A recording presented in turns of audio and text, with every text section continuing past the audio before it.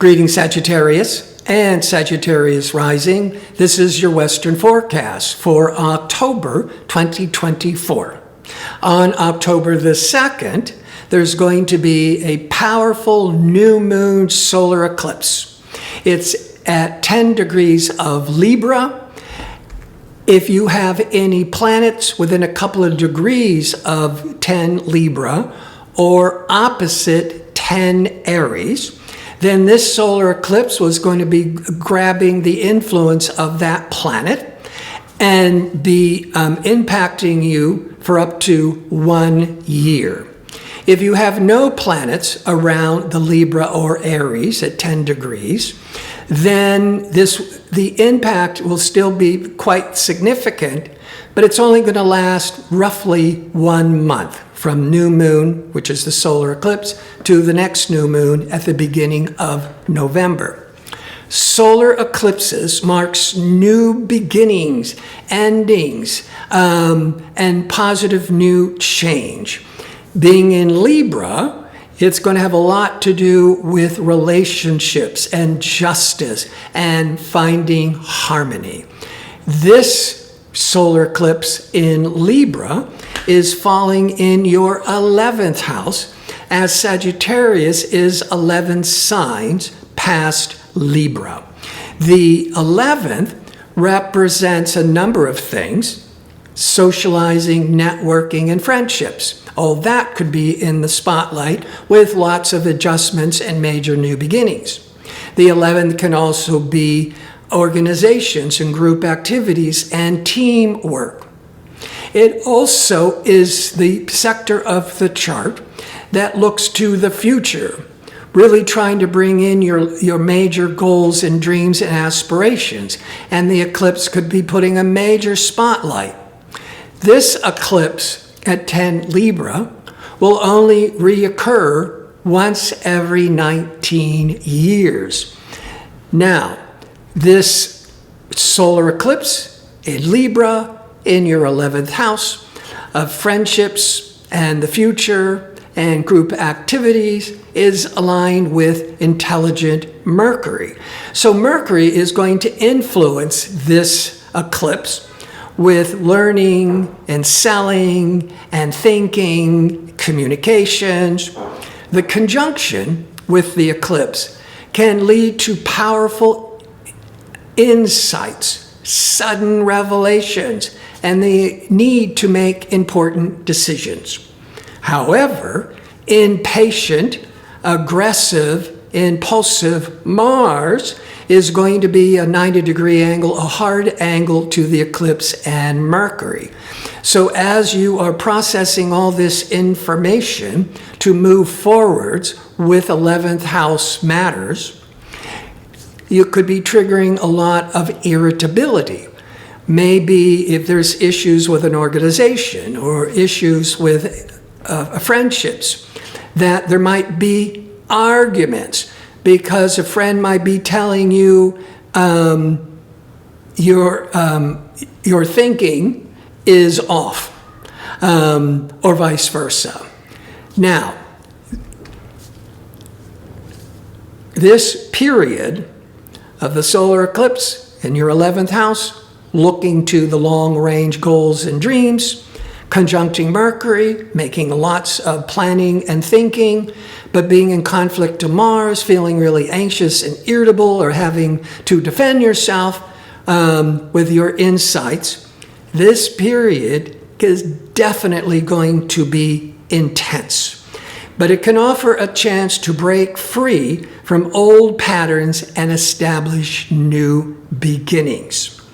If you enjoy these kinds of videos and would like to see more of them, click like and subscribe, and don't forget to click on the notification bell so you can receive the latest postings.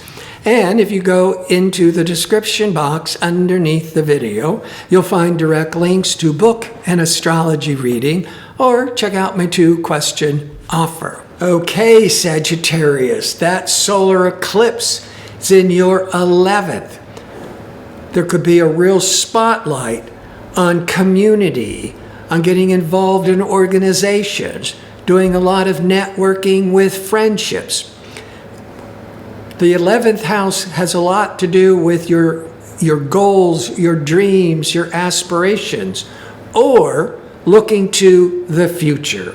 So if you do not have any planets around 10 Libra or 10 Aries, because if you do, the solar eclipse will hold that energy of whatever that planet represents up to a year. Most of you will not have a planet that will be impacted by the solar eclipse. So the solar eclipse will still be strong and can still be life-changing, but it's only really impacting you, obviously, for the month of October until the next new moon. The full moon, 2 weeks later, on October the 17th, is revealing and bringing to light, a time of culmination, what your intentions were with the 11th house. The 5th house is parties, romance, vacations. Coming from the 11th house, some of you could be organizing a large party, doing a lot of networking or with friends, that you're announcing it or you're having this party around the full moon of the 17th. The 11th can deal with groups, and you might be organizing not a group for parties, but could be a group for sports, that's the 5th house, for parties, for vacations, going on a tour with friends. Now the sun will leave Libra on the 22nd and go into Scorpio. Now the dominant theme is still the solar eclipse, focusing on your future, group activities, networking, friendships.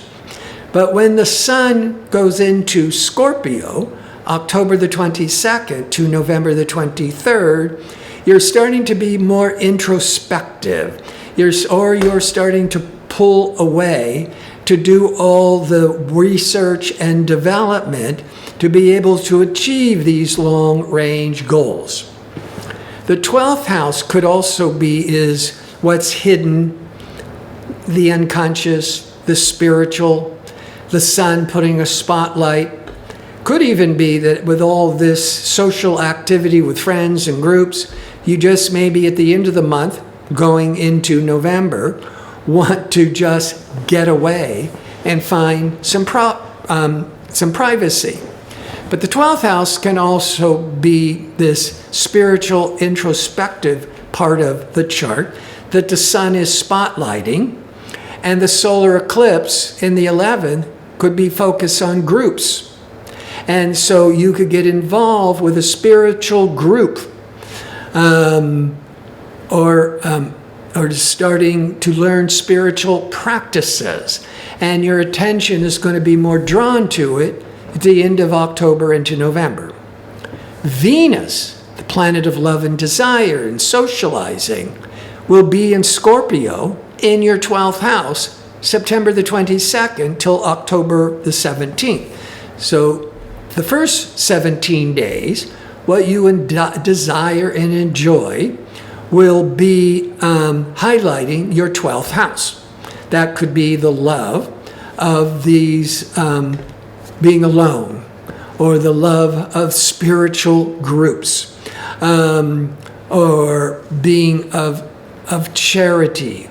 That's also the 12th house. 5 days after the Venus leaves Scorpio and goes into Sagittarius, which will be very outgoing for you, then the sun goes into Scorpio, October the 22nd, for 4 weeks. With Venus in Sag, in your sign or rising sign, October the 17th through November the 11th, you're going to feel more sociable, more attractive, more people are going to be attracted to you.